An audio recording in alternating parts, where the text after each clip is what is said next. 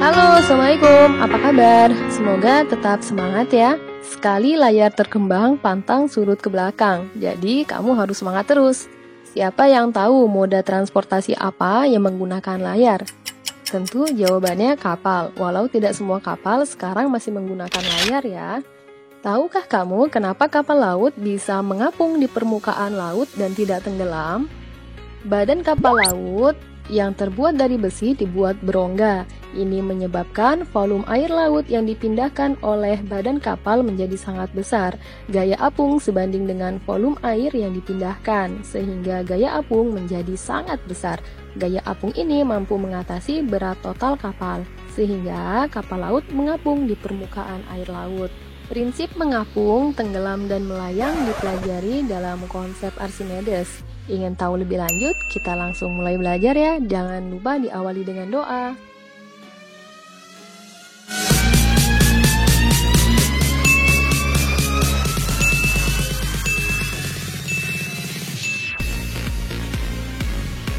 Ikatkan batu kecil pada ujung benang, kemudian kita gantungkan pada neraca pegas.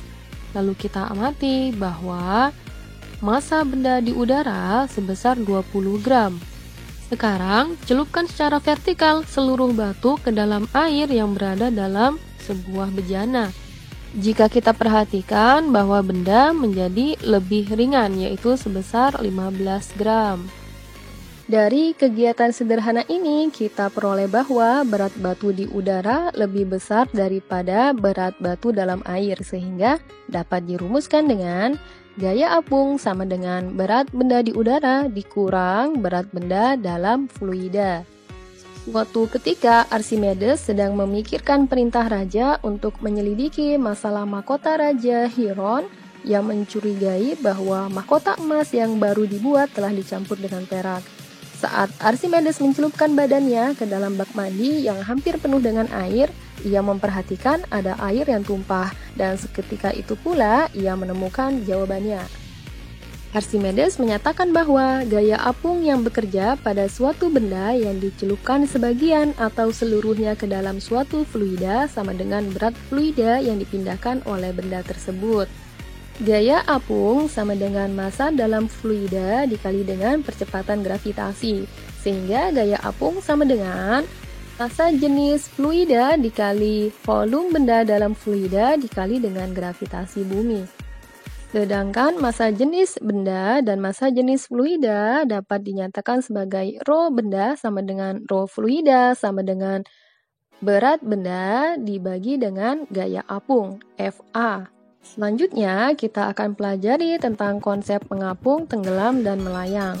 Benda yang tercelup sebagian atau seluruhnya dalam suatu fluida mengalami dua buah gaya, yaitu gaya berat W berarah ke bawah dan gaya apung Fa berarah ke atas. Pada peristiwa benda mengapung, berat benda sama dengan gaya apung, yaitu W sama dengan Fa.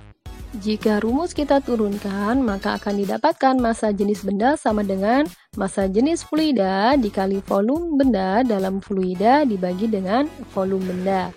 Untuk kasus mengapung, massa jenis rata-rata benda lebih kecil daripada massa jenis fluida.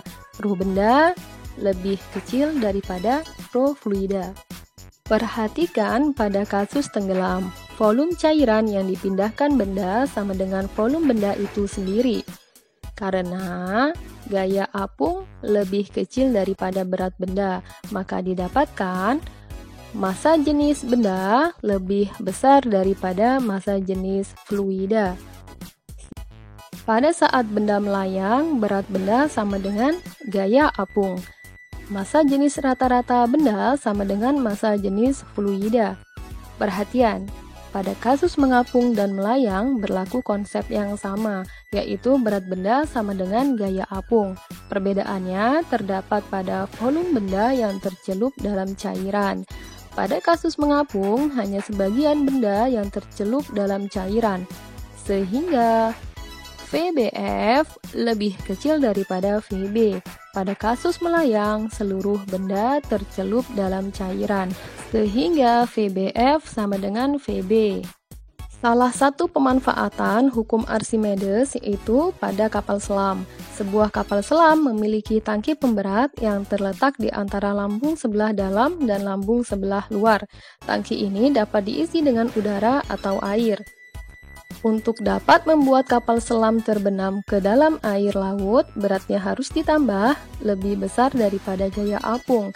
Hal ini dilakukan dengan membuka katup-katup yang memungkinkan air laut masuk ke dalam tangki pemberat. Sewaktu air laut masuk melalui katup-katup yang terletak di bagian bawah tangki pemberat, air laut tersebut mendorong udara dalam tangki keluar melalui katup-katup yang terletak di bagian atas. Air laut jauh lebih berat daripada udara, sehingga berat total kapal selam menjadi lebih besar dan membuat kapal selam terbenam. Jika kapal selam dikehendaki menyelam pada kedalaman tertentu, maka awak kapal harus mengatur volume air laut dalam tangki pemberat sedemikian sehingga berat total sama dengan gaya apung. Pada saat tersebut, kapal selam melayang pada kedalaman tertentu di bawah permukaan laut. Untuk membuat kapal selam mengapung kembali, udara dipompakan ke dalam tangki pemberat. Udara ini menekan air laut sehingga air laut keluar melalui katup-katup bagian bawah. Udara jauh lebih ringan daripada air laut sehingga berat total kapal selam menjadi lebih ringan dan kapal selam dapat mengapung kembali. Tetap semangat ya, sampai jumpa pada pertemuan selanjutnya. Assalamualaikum.